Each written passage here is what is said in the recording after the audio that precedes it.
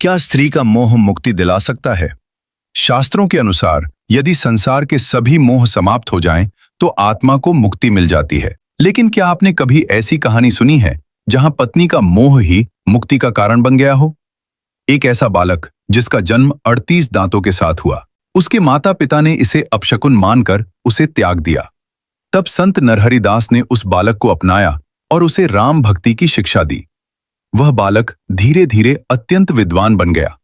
समय बीता और जब वह युवा हुआ तो उसे रत्नावली नाम की स्त्री से गहरा प्रेम हो गया।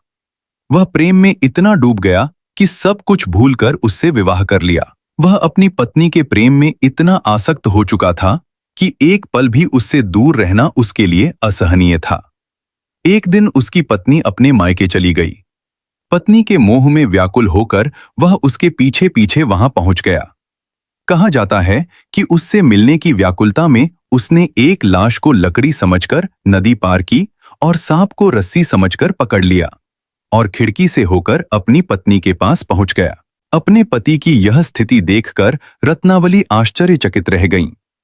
तब उन्होंने कहा, जितना प्रेम तुम इस नश्वर शरीर से करते हो, यदि उतना ही प्रेम भगवान श्री राम से करते तो तुम्हें अवश्य मोक्ष की प्राप्ति हो जाती। पत्नी की यह बात उसके हृदय में गहराई से उतर गई। उसने उसी क्षण सब कुछ त्याग दिया और राम भक्ति में लीन हो गया।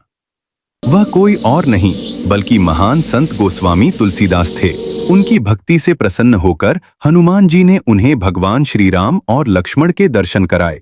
तुलसीदास धन्य हो गए और उन्होंने रामचरितमानस की रचना की। तो इस प्रकार पत्नी का मोह ही तुलसी को तुलसीदास बनाकर मुक्ति के मार्ग पर ले गया।